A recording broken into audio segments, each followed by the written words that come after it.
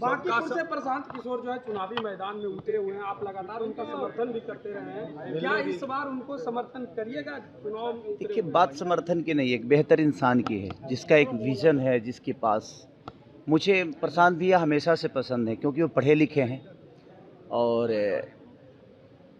मुझे लगता है कि विधानसभा में एक आदमी ऐसा चाहिए जो बच्चों की लड़ाई लड़े, जो रोजी रोज़गार की लड़ाई लड़े।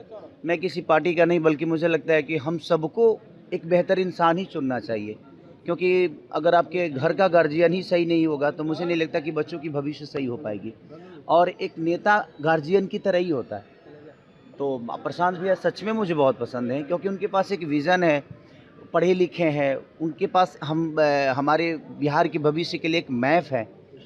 तो मेरी शुभकामना है। प्रचार में जाएंगे खेसारी जी, क्योंकि जिस तरह से आप बात कर रहे हैं बच्चों के भविष्य की, बिहार के भविष्य की बात कर रहे हैं, भविष्य के लिए जाइएगा। देखिए, मेरे कहने का मतलब मेरे प्रचार में जाने से कोई जीत हार नहीं होता है। मुझे लगता है ना कि यहाँ के लोगों को ये डिसाइड करना पड़ेगा कि किसी के आने से आप वोट देंगे कि एक बेहतर इंसान, एक बेहतर नेता चुनना है आपको। और मुझे लगता है कि प्रशांत भैया जैसे लोगों को आगे आना चाहिए और लोगों को, ऐसे लोगों को मौका भी देना चाहिए। आपने इतने लोगों को मौका दिया है ना, एक बार एक बेहतर इंसान को मौका दे के देखिए, शायद बेहतर ही होगा। आरजेडी के साथ में, आरजेडी में भी कैंडिडेट मेरे उनके साथ भी मेरी शुभकामना है।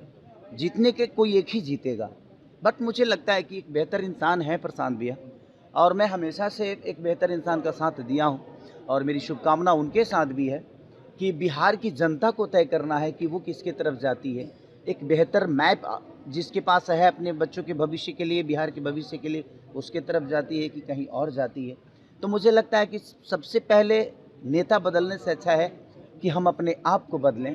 और ये बात 5 साल की नहीं है, ये बात बच्चों की भविष्य की है। तो मुझे लगता है कि बच्चों के भविष्य के लिए बेहतर विकल्प ढूंढना चाहिए। प्रशांत किशोर यदि सदन पहुंचते हैं तो क्या लगता है कि बिहार के युवाओं के लिए सुनहरा मौका है कि उनकी बातों को रखा जाएगा पटल? बिल्कुल, एक मजबूत, देखिए बात क्या बताएं। देखिए, मैं एज ए आर्टिस्ट नेता बन सकता हूं अपने पॉपुलैरिटी पे, बट मेरे पास मैप नहीं है। मैं पढ़ा लिखा नहीं हूँ, मुझे एक पढ़े लिखे आदमी को रखना पड़ेगा ताकि वो मुझे मैप समझाए कि हाँ ऐसे विकास होगा। लेकिन प्रशांत भैया ऑलरेडी पूरी दुनिया को देख चुके हैं और वो पढ़े लिखे आदमी हैं। तो मुझे नेता बनने का कोई शौक़ नहीं है, बट हम लोग अपने बिहार में पढ़े लिखे लोगों को अगर वोट देंगे, पढ़े लिखे लोगों को अगर सदन पहुंचाएंगे, तो मुझे लगता है ना कि आपकी आवाज़ बन के वो कहीं ना कहीं, चाहे वो किसी भी दुनिया में रहें, वो आपकी आवाज़ उठाएंगे और बच्चों की भविष्य के लिए बेहतर बात करेंगे। और जो बात ही नहीं करेगा वो काम क्या करेगा? लालू प्रसाद और निशा भारती ने ये भी कहा है कि उनके घर के पास बहुत गंदगी है, जिस कारण से ये हालात हुए। पटना के हालात में उन्होंने ये बताया, जबकि पटना स्मार्ट सिटी में आता है। देखिए, सबसे बड़ी ना कि सबसे पहले हमको जिस दिन स्मार्ट लोगों को चुनना शुरू कर देंगे ना, अपने आप स्मार्ट सिटी बन जाएगी।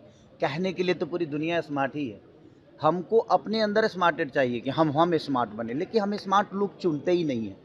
तो और जहाँ तक लालू चाचा की तबीयत की बात है, मेरी हमेशा से शुभकामना रही है। मैं हमेशा से चाहता हूँ कि हम लोग जब तक जिएं तब तक ऐसे पिता का आशीर्वाद मिले जिन्होंने एक जनाधार दुनिया को दिया है, जिन्होंने लोगों को बहुत प्यार किया है और पूरी बिहार की जनता उनको प्यार करती है। आप लोग फिर से विवादों में आ गए हैं। अखिलेश कश्यप ने पवन सिंह को फिर से निशाना बनाया और कहा है संसदवा एमएलसी जैसे शब्दों का प्रयोग किया, कहा कि इस सब बातों पे बात मैं नहीं करता। मुझे लगता है कि ये लड़ाई सिर्फ सोनम वांगचुक की नहीं, बल्कि हर उस गार्जियन की है जो अपने बच्चों के अंदर एक अपने देश के भविष्य, अपने परिवार के भविष्य और अपने बच्चों के लिए दिनों रात मेहनत करके उनके शिक्षा के लिए या अपने देश को बेहतर बनाने के लिए हर वो माँ बाप हर दिन मेहनत कर रहा है। तो ये लड़ाई सिर्फ बच्चों की ही नहीं, मुझे लगता है कि पूरे देश के गार्जियन की, हर उस माँ की या हर उस पिता की, जो भी देश में रहता है। ये लड़ाई सबकी है और सबको आगे आकर और इस लड़ाई में मुझे लगता है कि साथ देना चाहिए। आपके राज्य की खबरें, आपके शहर की खबरें सबसे पहले जानने के लिए देखते रहें अमर उजाला। चैनल को सब्सक्राइब जरूर कर लें और पाएं हर अपडेट।